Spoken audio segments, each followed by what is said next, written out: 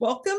I'm Sophronia Scott, Director of the Alma College MFA in Creative Writing, and this is Faculty Friday.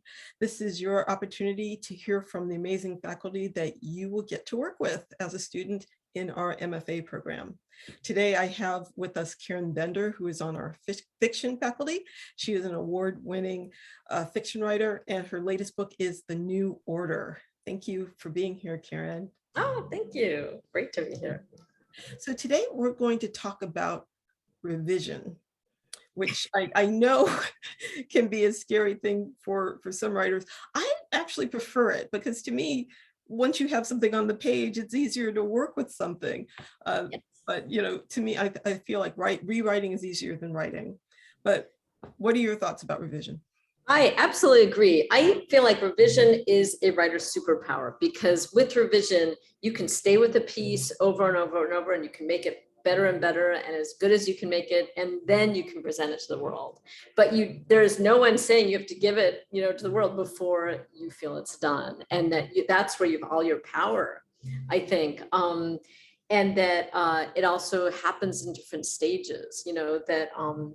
That you don't, magically. I think one of the great myths of writing is that you're hit by lightning and then boom, you have the story. And sometimes stuff like that happens a little bit, but I think in general, it's just doing it over and over makes it, good.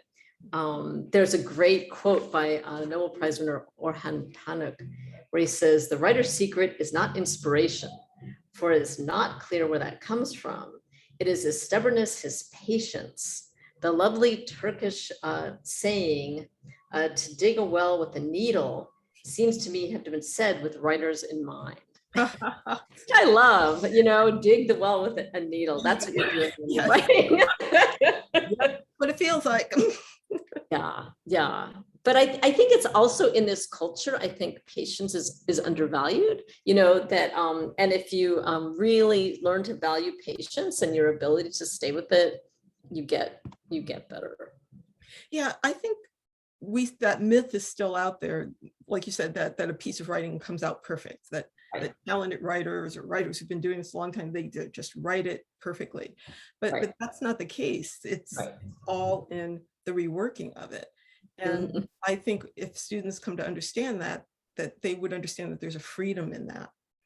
There's a freedom, there's a play, and there's also different ways of getting into it. I know some writers start kind of with characters' interior worlds, like they have a lot of the characters' feelings and thoughts, but they don't have the setting. They don't have, the work world or the, what else is going on in their character's situation.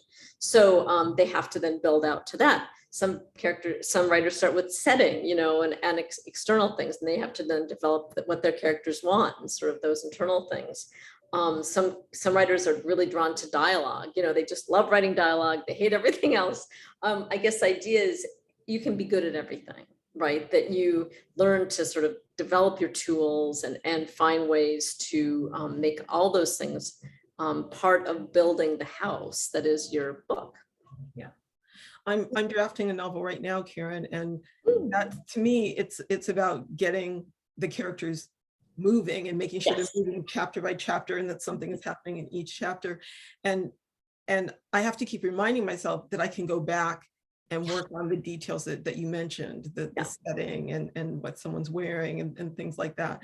And that, because that can get me hung up in trying to draft it, because I'm like, oh wait, I don't know this yet.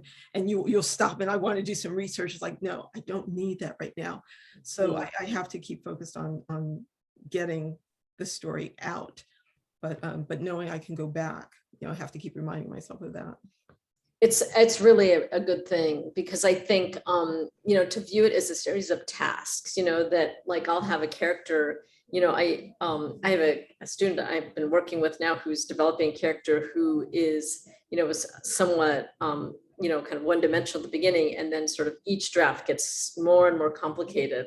And I think, the more and more then you get the character's history, or maybe the future, or their fantasies, just like whatever helps create the character comes in steps. And I think understanding that is better than thinking, I have to do everything at once.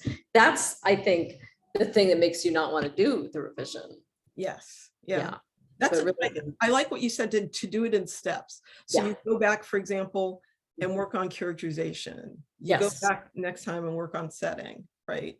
Yeah, totally. And then also even within characterization, like maybe you have a draft of a character where the character's kind of sad in one draft, and then maybe they're more angry in another draft, and maybe they're more tender, and maybe they're funny, that you can weave in these kind of layers like a cake, in all of these characters. Yeah.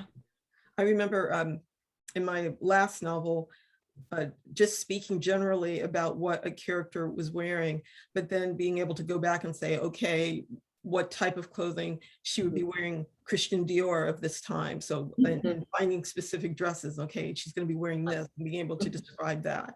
So I think that's fun, right? It is. Can be fun, like dressing up what you've already done, so to speak. Yes. Yeah, it becomes like Anne Lamott has the comment, it's like a Polaroid that slowly comes into focus, which I love, that's blurry and then you see it. So I think it's really trusting the blurriness, trusting the idea that you can't see it at first, but then you will with each draft. Yeah. Thank you for that, Karen. I hope that you watching this will be thoroughly encouraged to revise. Don't be afraid of it. And to think about coming to work with Karen at the MFA program. We are now taking applications for our winter residency that begins on December 27th. You can find out more on our website, alma.edu/MFA. I'm Sophronia Scott. She's Karen Bender. Thank you for watching. Bye.